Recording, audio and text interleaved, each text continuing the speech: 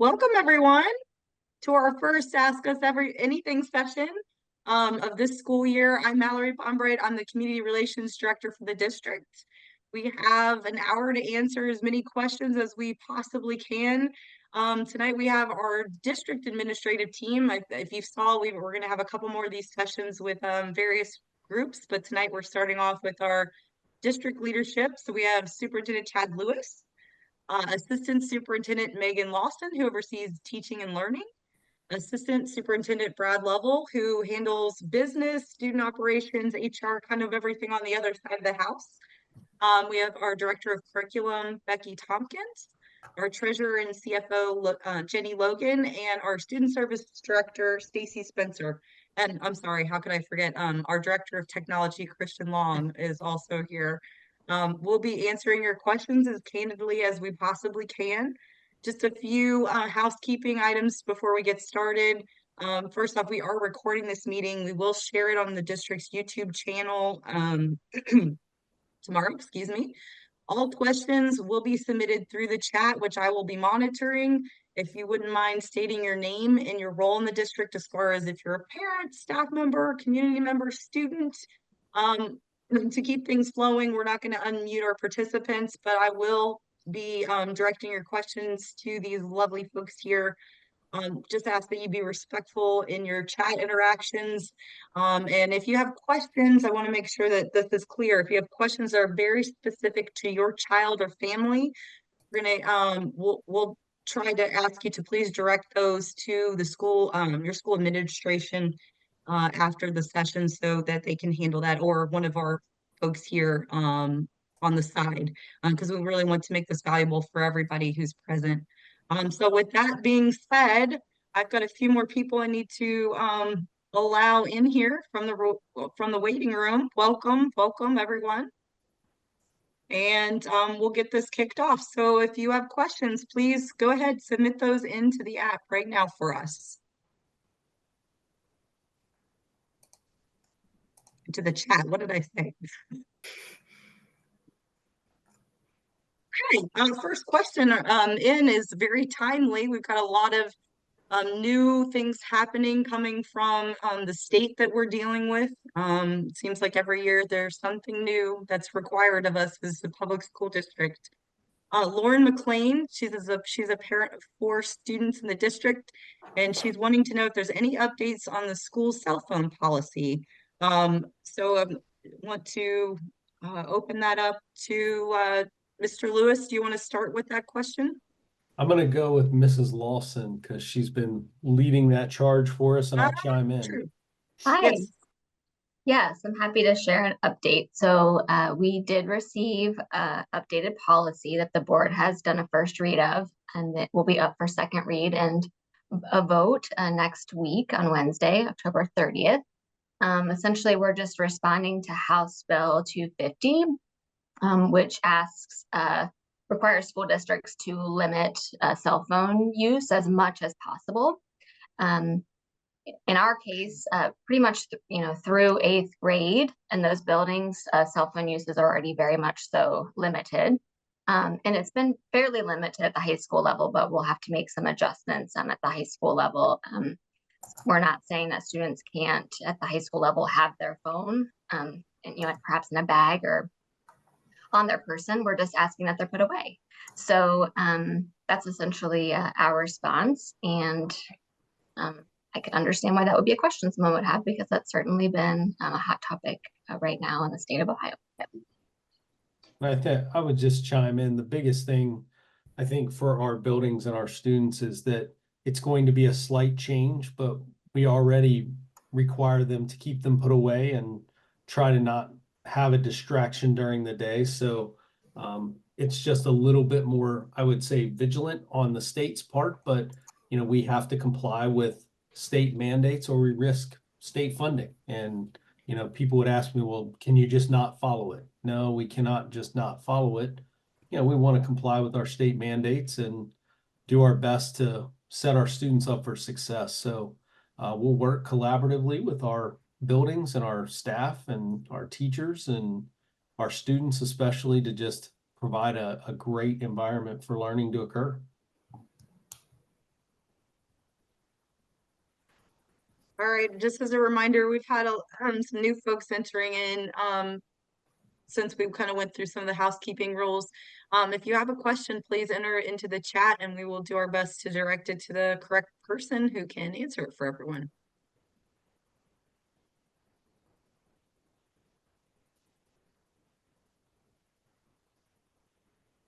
All right.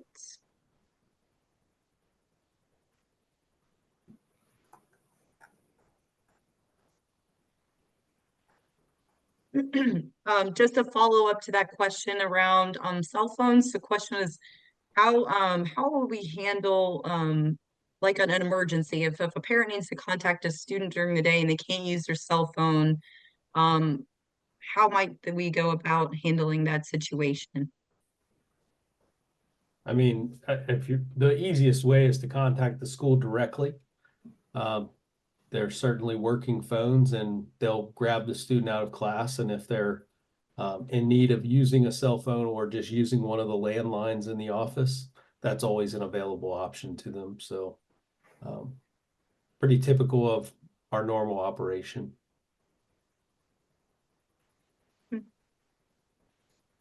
All right, any other questions? Please make sure you get those in the chat. Another follow-up to the cell phone student. I think if you just joined us, this was from, I'm sorry if I'm saying this wrong, but it's Harry, I think it's Harry. Asked about you mean students should not carry phones. Mrs. Lawson did speak to that a minute ago if you missed it. We students certainly will be allowed to carry their phones.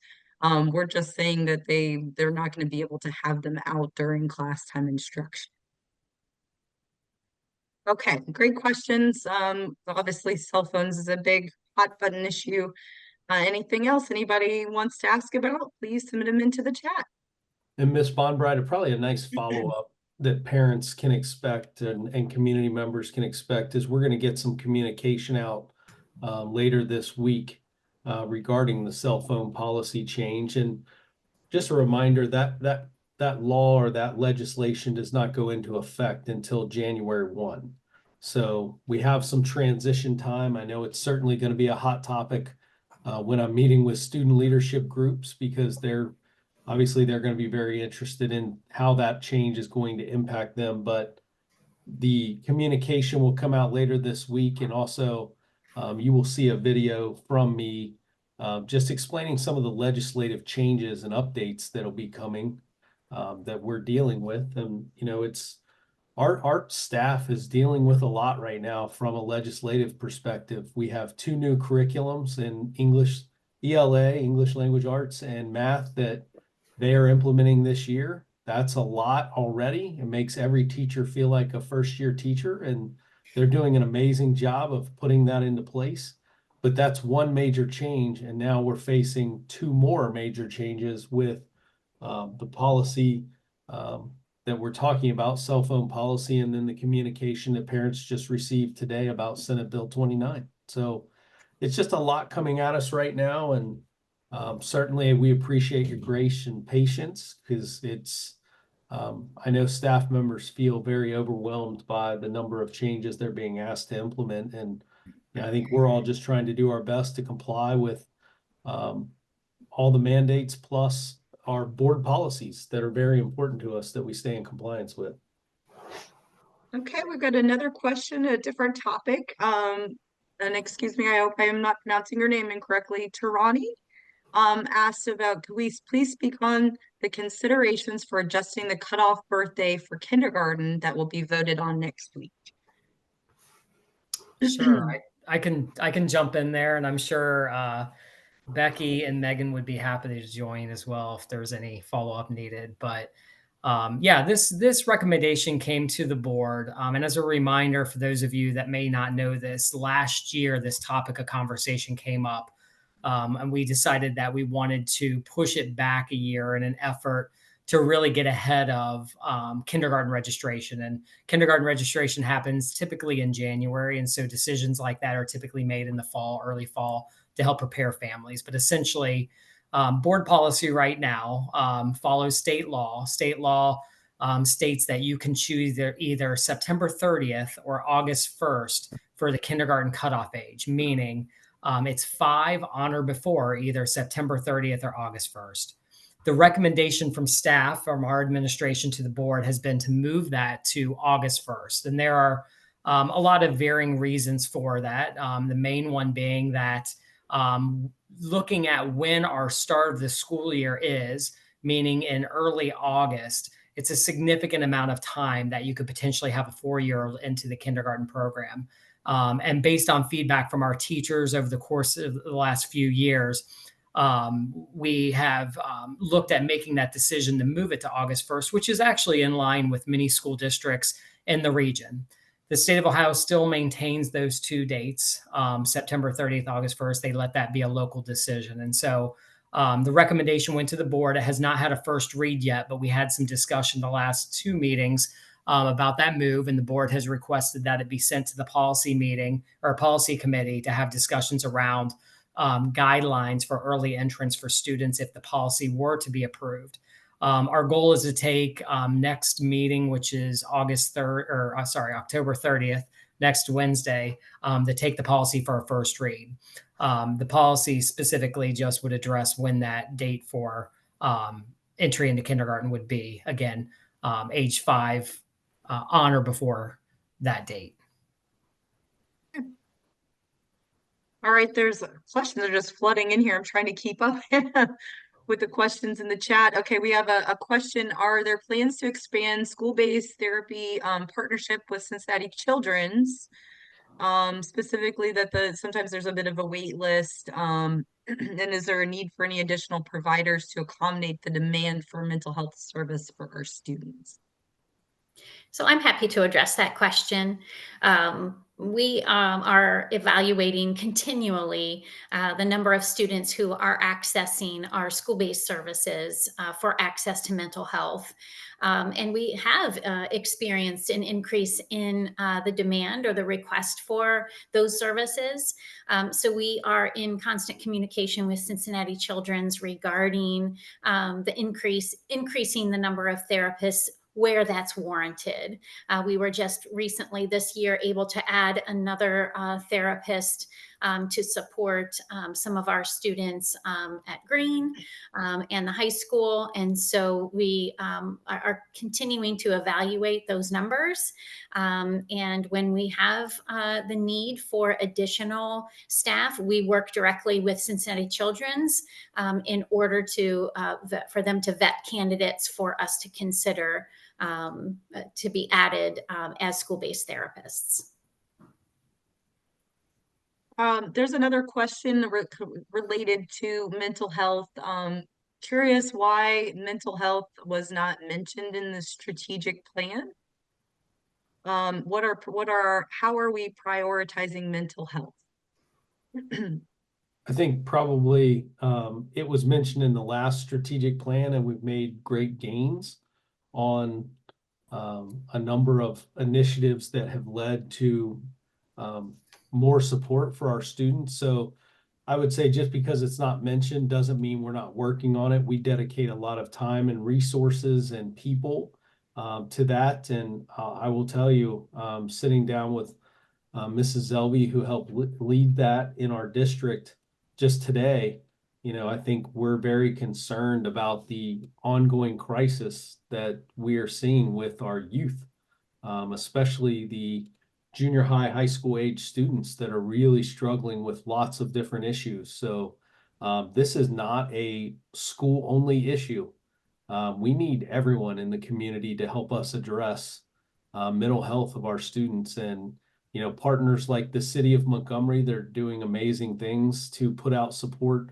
Partners like the city of Blue Ash that help provide additional people to support our students. Again, it's a community-wide effort. Certainly, we can't mention every single thing that we're doing in our strategic plan, but please know it is a very important initiative that we stay in close contact with our what I would consider our support partners like 1 in 5, Cincinnati Children's, Mind Peace. All of those things are very important to us. The other thing that's really important to us is staff mental health and wellness. So we're really working on what are the things we can do to increase support for our staff as well. So great question. I'm glad it's on your minds as well, because it is an important topic that needs to be on all of our minds. Okay, this next question, I believe this is probably related to professional learning days. So the question is there a reason why there are so many random days off school? Is that the norm now within the state or country? What is involved in deciding those days? And are we setting up is this the right direction to set up our kids for success as adults in the workforce, or going to college or vocational school? I'd be glad to address that, Mrs. Bonbright, if I could take the lead with Yeah, that. So I appreciate please. the question very much, and am appreciative of this community member really asking about are the students' academics and opportunities in school. As Mr. Lewis pointed out, we do have quite a bit of legislative requirements that have come into play over the past several years, which require our teachers to have time and space to do new learning. So as Mr. Lewis pointed out, we do have two new curriculums in ELA and K4, and then in math, kindergarten through algebra 2. So because these new curriculums it really reflects some updates in instructional practice, we want to be able to provide our teachers with enough space and training to use those materials well, because we know that excellent high quality instruction materials in the hands of our extraordinary teachers will reap great benefits for our students. We also want to be able to provide time and space for our teachers to learn about the students in their classroom. So our multilingual students, our English learners, to be able to really consider our MTSS framework, to have time to look at data, to modify instruction. All of those pieces come together by providing our teachers with support through learning and time to be able to implement those changes in the classroom. We're really looking at these professional learning days as an investment not only in our teachers, but our students as well, because this will be a return on investment over time. The community may have noticed that this year there are quite a few of professional learning days, and that was done intentionally as we implement our new curriculums. There are we have two less professional learning days next school year, knowing that we'll be in a second year of implementation, and we'll continue to look at the needs of our staff and of our students as we consider materials and resources and legislative requirements that are coming from the state. So just a follow up to that, also curious that why doesn't that professional learning happen during those months during the summer when there is no school? Mm-hmm.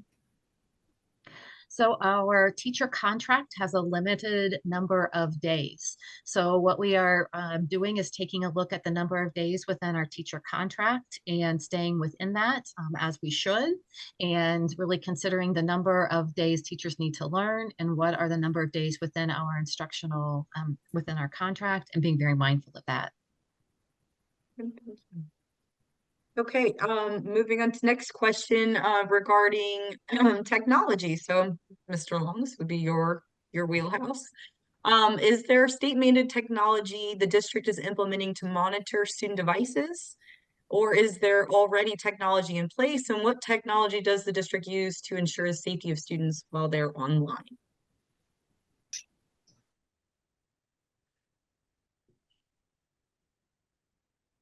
Oh, hang on, he's muted.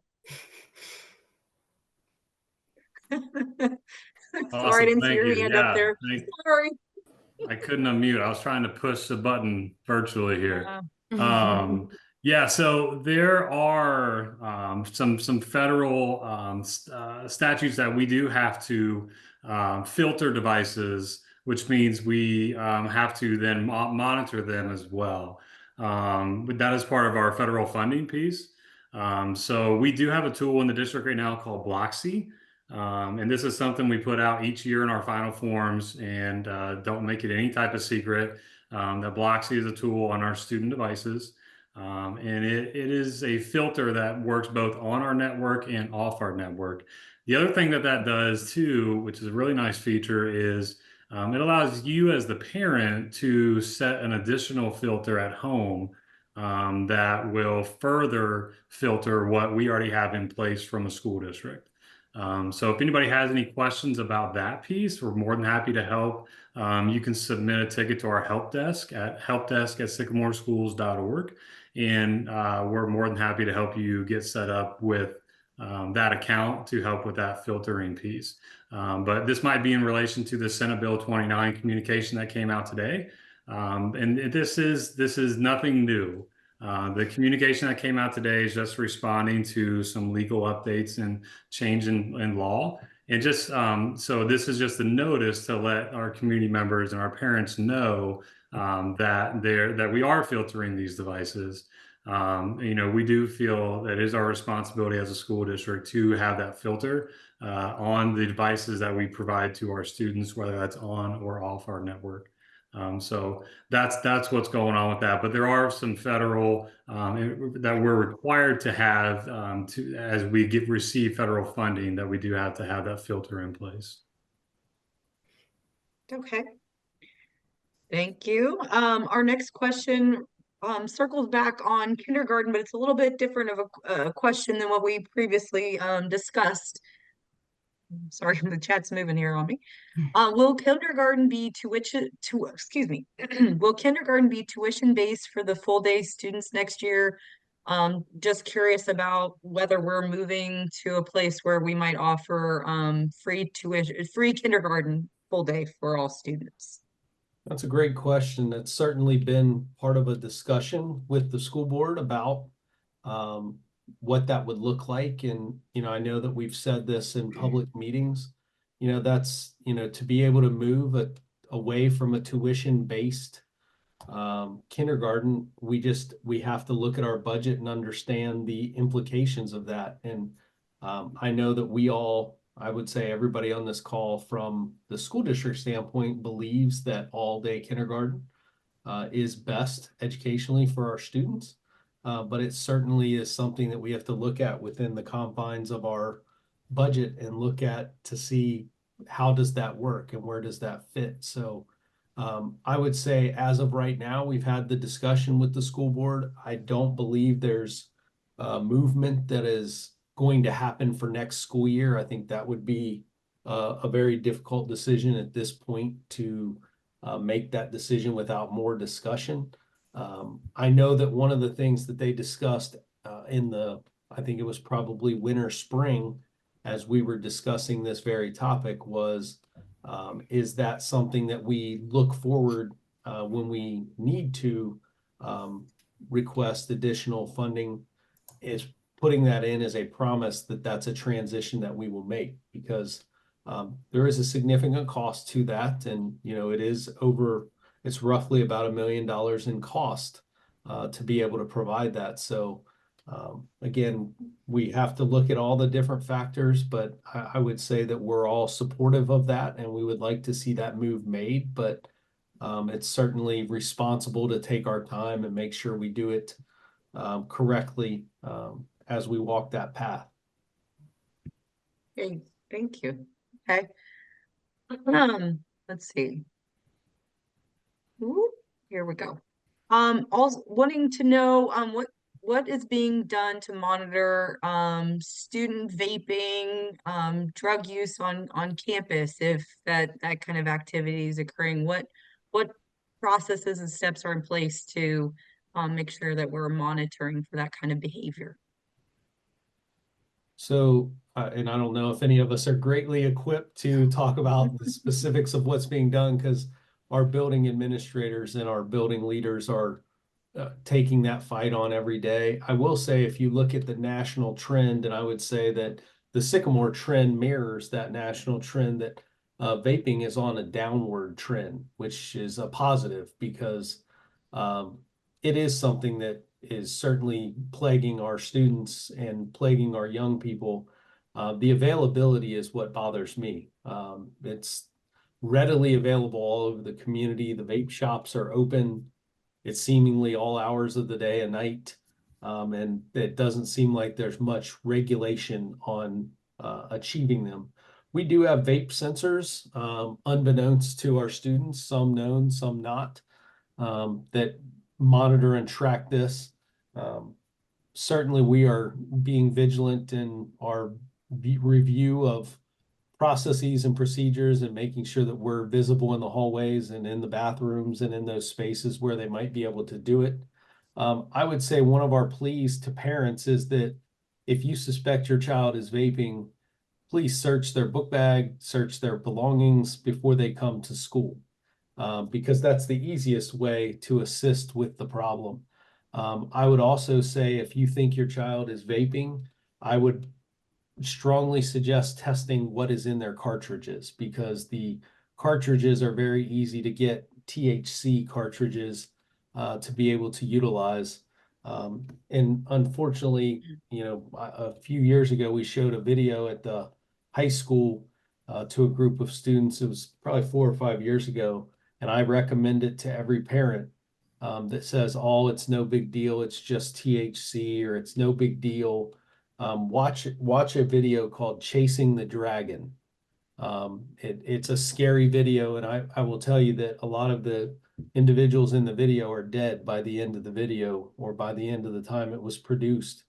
And the reason I say to watch that is because, and it's available on YouTube, but watch that video because it starts with low-level things like THC or marijuana and turns into people trying to find other things to numb the pain or to continue that high, and they move to heavier things like heroin and things of that nature. And that's how most of these people died in the video, was heroin utilization. So I don't say that to scare you. I say that only to educate you that it's important.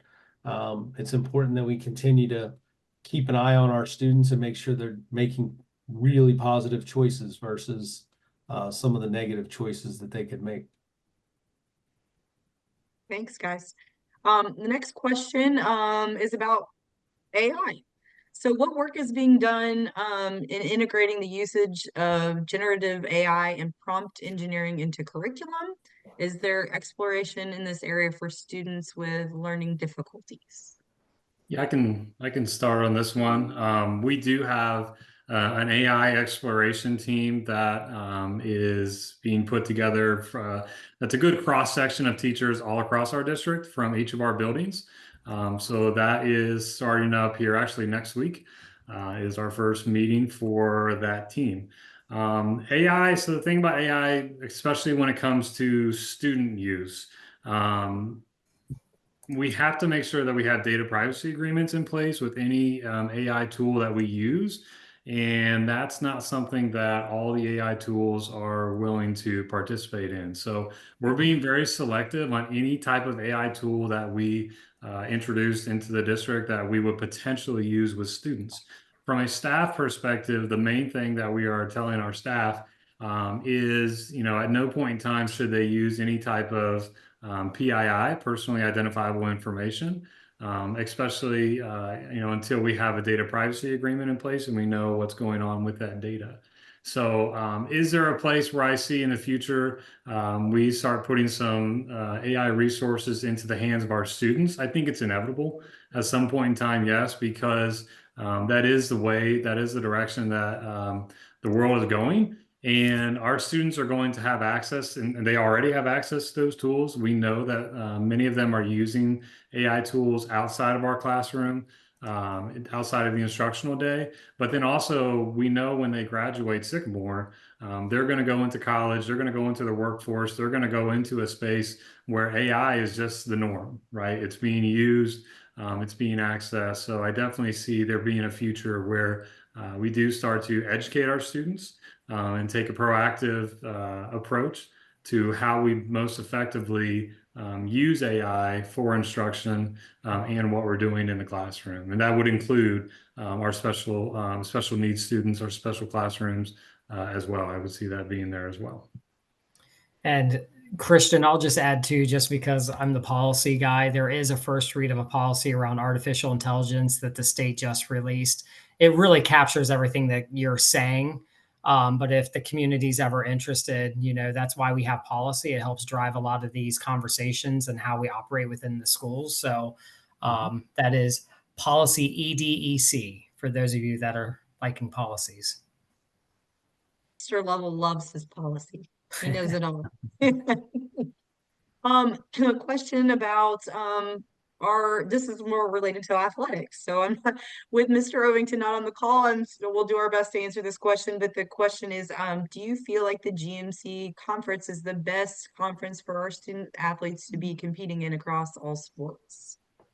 I mean, I'll take some of it, and I would certainly direct that individual to talk with Mr. Ovington. But Mr. Ovington and I have had this conversation, and I would say it's mixed on our coaches on what they would desire. But I think everyone thinks we would be a better fit for the ECC. But if you look at our record against the ECC, and Mr. Ovington did some research, it's not great. Everybody's like, oh, well, there'll be a better fit. We would do better. We dominate that league. Sycamore Community Schools and Sycamore High School is relatively a small Division I school. And I think people don't really recognize that when you look at across the other Division I schools, there are a couple of big differences that I would say. There's one is just sheer enrollment. So as of last year, I think we were the 5th smallest Division I school, and they measure that by the number of boys eligible to participate in athletics. The second thing is they look at that. So we were the 5th smallest. We almost fell to Division II, and I think we have fallen to Division II in some sports at different times. But our record against the ECC was about 500. And where we do well against all the other GMC schools are, it's tough to compete in some of the major sports because the second thing that a lot of those schools have is open enrollment. So one of the things that I would say our athletic department is most proud of is that our school district, our high school, finishes either 2nd, 3rd, 4th, at least in the top half of the all sports trophy every year. Mason is always going to be tough for us to beat because they're so big. And really, if you look at the rest of the GMC schools, they're large. They have large enrollment, and they also have open enrollment. So I would never advocate for our district to move to open enrollment to be more competitive in athletics. I also would say we have the 3-time state champs in tennis and boys tennis. We have a girls golfer that just won the state title.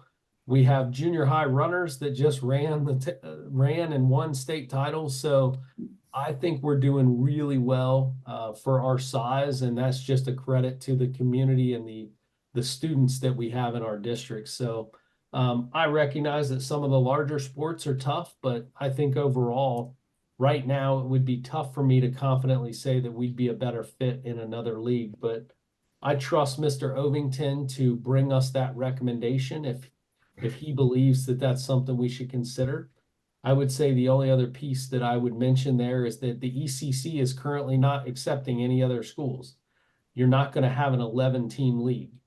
They have 10 teams. So someone would have to leave or switch places for that to even be a possibility. So lots of layers there, probably more than you bargained for on that question. But Mr. Ovington's a great resource, and he'd be happy to talk further and deeper about that topic. All right. We're going to circle back around to the kindergarten proposal. A question about with the potential for that kindergarten cutoff date changing. What would the protocol be, if any, for early kindergarten enrollment, should you want to try to go down that route? Mr. Lovell, I can take that. Sure. So no matter what the kindergarten cutoff date is, early entrance is always an option for parents. So if September 30th or August 1st makes no difference, within the district, parents always have an option to use the early entrance process to determine if the students are ready for kindergarten. So no matter what decision is made, parents do just have confidence that they will have options through early entrance to still have their children access kindergarten. Yeah. And I'll just piggyback off of that. And I just want to give kudos to Ms. Tompkins and Ms. Lawson and their entire curriculum team for really taking a look at this, because this was a discussion that we had with the Board of Education and really time to talk about what we call a bridge year, knowing that we would switch, what kind of bridge could we create? State law requires that there be an acceleration process that's in place for students that are turning 5 after January 1st. And so knowing that, we've always had an acceleration process in place for after September 30th because we can choose that date. And so what we've been working on is really looking at what could we do for a process to kind of bridge that August 1 to 9/30 dates. And so we're still diligently working on that. I know Ms. Tompkins' team has done a lot of great work working with the folks that are really intimate and close to those decisions. And so we're really excited about being able to bring at the next board meeting to the board some recommendations or just some ideas about how those guidelines might look. Okay. So, this is kind of a fun one, by the way. Just this one came back after Mr. Lewis, you were talking about the GMC situation. Current projections, high school football has Sycamore with a 99% chance of playing Moeller in round 1 of the playoffs. The question was, would Mr. Lewis or Mr. Porter entertain a friendly wager with the principal at Moeller? I've been to enough football games this year. I would not like to entertain any kind of wager with Moeller. We don't even talk about that word. We just call it the school on Montgomery Road. So we'll just leave it at that. And, we will be there. We will make sure we support our boys and hope for the upset of the century. Okay, back to more serious questions. Does the district have any efforts in place to recruit more teachers of color, like working with programs at local universities with the same objective? They say they said they've seen progress with our administrative team, but would like to see more representation amongst our teachers. Yeah, that's a great conversation. And Mr. Lovell, please jump in. But I think we've made intentional efforts to have leaders that look like our students.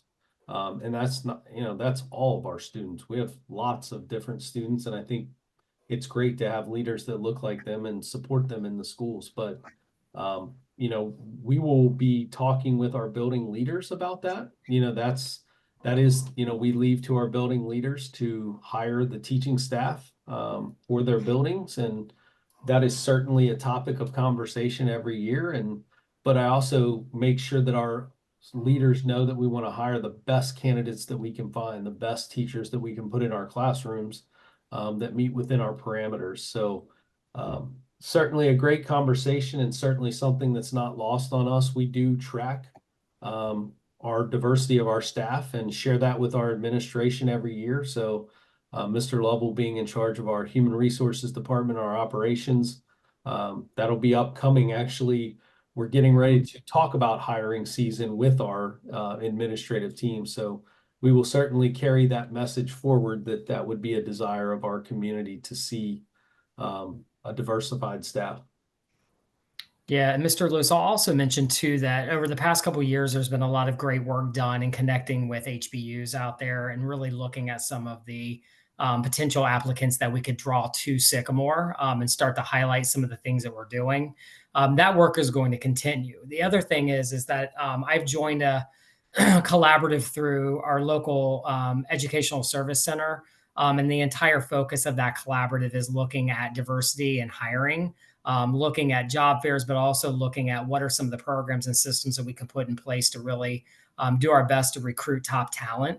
And that's truly what we want to do, right? We want to recruit top talent to come to Sycamore and to be in Sycamore for the entire career. And we want that to be highlight diversity of all of our different ethnicities within our school district. And so it is a priority of our team, whether that be through this collaborative or be through making sure we're attending a lot of the job fairs and things like that. But the other thing I would say too is that if our staff or our community know really good candidates, make sure that they're sending those forward to me personally. We would love to screen. We'd love to have conversations. Sometimes the best way to find the best people is through relationship out there that folks know other people that are looking to get into the profession. Okay. Next question, I'm going to direct this to you guys. I'm not sure. This is probably something that would be best answered by our high school administrative team, but I think that probably Mrs. Lawson might be able to answer that, or Mrs. Tompkins. Is there a program for high school students who are that would allow them the ability to graduate with an associate degree? Thinking about getting a head start in college. And let me unmute. Oh, I'm sorry. There's so many people on this call. All of a sudden, I've got to find you there. Unmute you. There you are. Okay. Yes, I'm happy to take this question. I don't know the answer to that specific question. That's a very fun and interesting question, and I feel like that might be best directed to a high school counselor. But Sycamore High School continues to provide many meaningful opportunities to students, both AP coursework, but also college credit plus coursework continues to be expanded. The maximum number of hours allowable in Ohio for college credit plus coursework is 30 hours. But I'm going to write that question down because I myself want to see, does anything like that exist at the high school? That's a great learning opportunity for me as well. Another question that probably would be best directed towards the high school, but we can try to at least talk a little bit about. The question was related to the number of AP courses that are offered, or the number of classes that would allow as many students who are interested in enrolling in a specific class. That is, I will say, I just know from that the high school handles a lot of the scheduling, but if anyone wants to talk a little bit about like the scheduling process and what that kind of entails, it's a beast. I love that. Yes, it is certainly a beast, especially at the high school. So just generally, as the high school moves into scheduling classes, there's many considerations, including required courses for students, the number of students within a particular class, or even overall within the high school. And then what are those courses of interests for students? Once all of that is laid out, then courses become prioritized, and those opportunities presented to students during the course scheduling. I think that's a great question for the high school administration, and that they would be interested in hearing what might be some courses that Sycamore students are interested in participating in. Okay. Mrs. Tompkins, I don't want to put you on the spot, but I'm going to anyway. Uh-oh. Okay, here you go. Do you have a sense of, because I know we've talked about and we've received some comments from community members about increasing our AP offerings. Like, are there some that are being considered, or at least things that we're thinking about that might be future opportunities? So again, I'll speak generally. I just want to give kudos to our high school and the forward-thinking work that many of the high school teachers and administration are doing as they consider what those opportunities need to be. So there are a group of teachers and administrators who are actively working to communicate with students to determine what are those AP offerings and CCP offerings as well that might be offered in-house to our students, and being able to find staff members who are qualified to teach those courses and give students those opportunities. Again, I don't have specifics about what some of those courses may be. I know last year several courses were added. A CCP English course was added, a psychology class, a photography class, and those were just new offerings for this school year. High school will continue to take a look and increase offerings for both CCP and AP. Okay, thank you guys. We've got about 15 more minutes left, and there's still quite a few questions in the chat. We're going to try to get to as many as we can. I'm scrolling through here, trying to keep up with the questions as they come in. Question is Sycamore looking at all at 4-day school week? I would say that has not been a topic of discussion, and I don't know that there's enough research to support that would be a good move academically for our students. So I can say with very little discussion, actually zero discussion of that topic, that would probably not happen for a number of years, even if we started discussing it. So I would say right now, educationally, we believe in what we are doing. Certainly, we're working And we're always making changes to our schedules and looking at better ways to service our students. But a 4-day work week has not, or a 4-day school week has not come up as an opportunity that we think would advance our education at our schools. Good question. Thank you.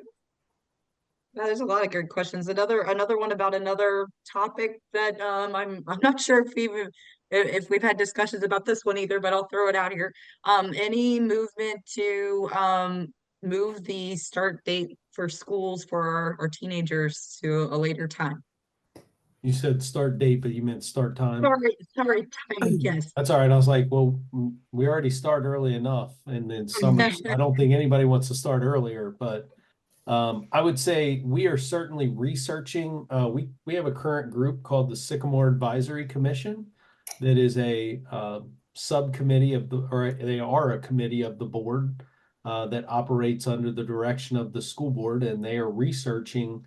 They spent a whole year last year researching healthier start times. They're going into part 2 of that discussion. It's a really difficult topic because, you know, there's so many layers that go into it. And certainly transportation and being able to provide transportation is one of the biggest hurdles that we have to get over. So we are discussing it. We are doing a slow progression into it to make sure that we check all the boxes and make sure we uncover everything that we need to uncover to have an intelligent conversation with our community about it. But I would say we're still further off, and it's going to be difficult to satisfy everyone's needs because there are ways that you can do it, but I think it would be harmful. The current ways that I know of that you can do it, I think would be harmful to our school district in other ways. And, you know, we have to be able to figure out from a transportation standpoint and being able to provide transportation, how would it best work? I don't want to go into all the layers of transportation and all the details of what we provide, but, you know, just to give you an example from my own house, you know, my students start school at 8:15. They have to be out for the bus at 7:09. So I don't know that changing their school start time would help that much with where we live and the commute to their school on the bus. So it's not anyone's fault. It's just the reality. So they wake up every morning at 6:25. I don't know that there's a thing that would help them be healthier, you know, at this point. But again, it's just an opportunity for us to look at. So it is being reviewed. It's multi-tiered and multi-layered, and we will certainly be reporting out on this topic and doing additional research. Okay. Another question. Actually, this is so funny. You brought up transportation, Mr. Lewis.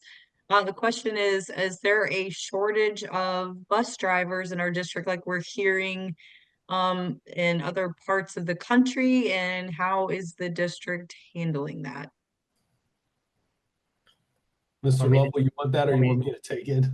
I can start off and you can jump in as well if you'd like. So I think there's a lot to celebrate about, but there's also a mountain we continue to climb in regards to transportation. So Sycamore is no different than kind of the national narrative around transportation in regards to hiring bus drivers, mechanics, or anything related, bus monitors. And so I will say, though, we celebrated by starting the year with a full staff, and this was the first time in last few years. The unfortunate part is we're down 3 routes right now. So as you know, things happen. We've got drivers that will transition in, transition out. We also are in need of sub bus drivers. You know, we all of our drivers are obviously not immune to getting sick, you know, and that happens occasionally. And so the thing that we also need to celebrate too, and just personally living in a different district where routes are canceled a lot, we have not had to cancel any routes in Sycamore. And that's a true testament to our transportation department, where all of our bus drivers are driving. Most days our mechanics are driving. Our front office staff is driving at transportation to ensure that all of our routes are going without cancellation. There are times, I'm sure some folks have realized, that we've had to split routes. And I know that's an inconvenience, but we're still able to offer service. And on top of that, we offer service that exceeds most of the local districts. We transport all of our students K-12. We transport, for the most part, a good majority of our private schools. We also transport all of our preschool students. And so our offerings are unmatched. And at that same rate, we haven't had to cancel. All that to say, if you want to be a bus driver, you know somebody wants to be a bus driver, wants to get their CDL, we would love to train you. We have paid training. We offer sign-on bonuses. We're doing everything we can to staff as full as we can so that obviously we would love our mechanics working on the buses, and we'd love our front office being in the front office doing the things that they need to do to keep our students safe. So all that to say, a lot of celebrations, but I don't want to paint the picture that things are rose colored over at transportation. We just have a team that every single day is getting creative to make sure the routes are covered for all of our students and our families.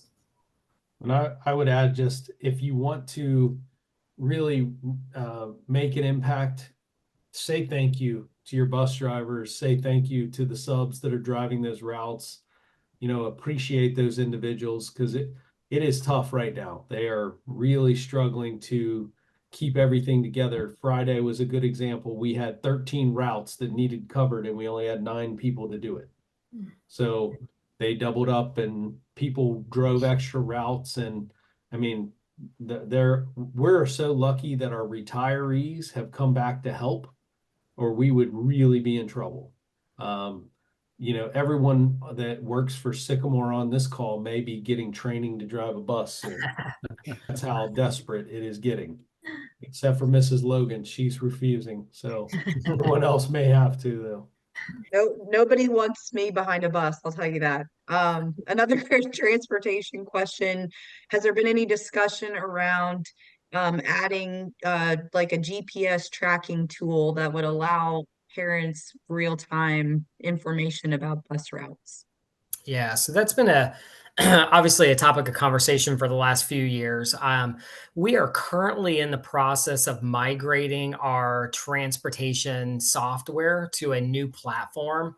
We're kind of in a legacy platform right now in regards to what we're using. It works great. It's really a routing software is what it is. So the routing software is the tool that we use to ensure that we have the most efficiency in regards to how we're picking up students every day and the path that we're taking.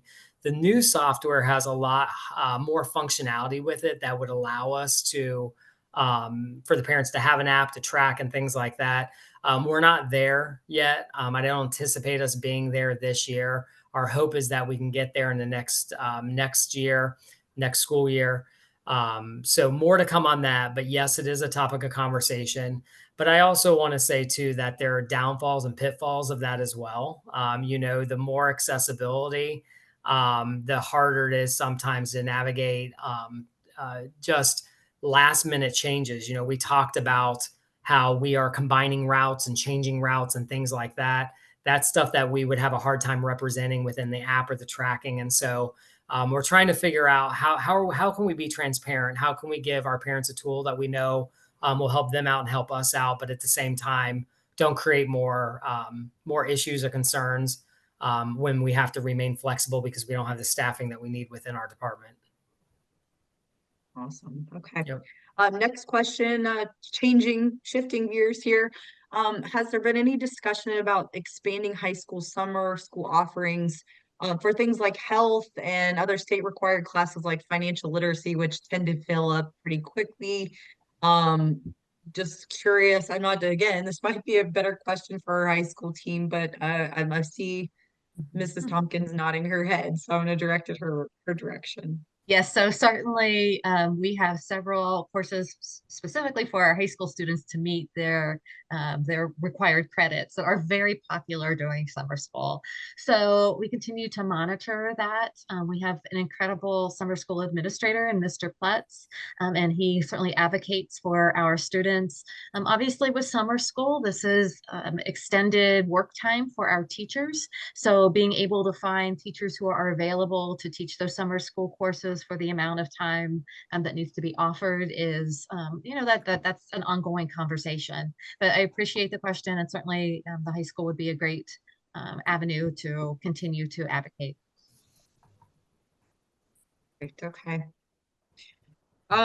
Okay, so question about, this is a good one. Mrs. Hogan has been kind of quiet over here, so I'm gonna have to unmute her for this one. Just a question around, when the district hasn't had an operating levy in a while. Curious if we might be on the ballot anytime soon. That's always one of those questions, that four-letter word, right? That we never really want to talk about. I will say Sycamore has been, they have been financial stewards for your community. They have maintained that last operating levy that was supposed to last, what, 5 years? I think now we're on year 8.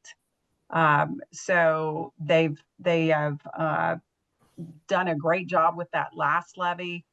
What we do is twice a year, we have a 5-year forecast. In November, we'll be coming up with that 5-year forecast time to take a look at that. And we will review the financial status, the current financial status, as well as all the way through 2029, which seems like a long time, but it's really not. And we will take a look at where we believe that financial picture is heading.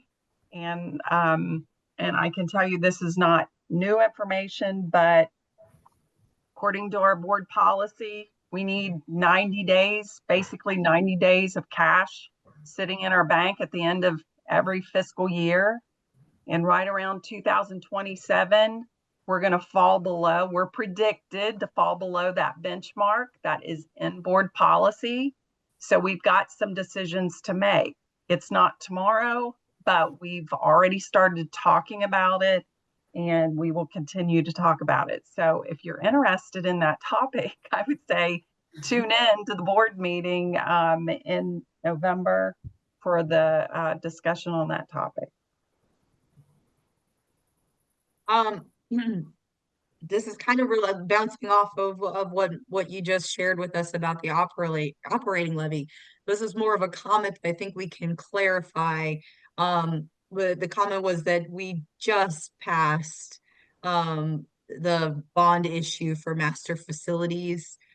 Let's just talk a little bit about the difference between that and what an operating levy is. And I don't know, maybe we could even do a little update on where we stand as far as those projects. Sure. So I'll start, and then I'm sure Mr. Level can finish up with where we stand with the project. But yes, in 2019, our community generously approved a bond levy for our school facilities. Those dollars can only be spent on the facilities.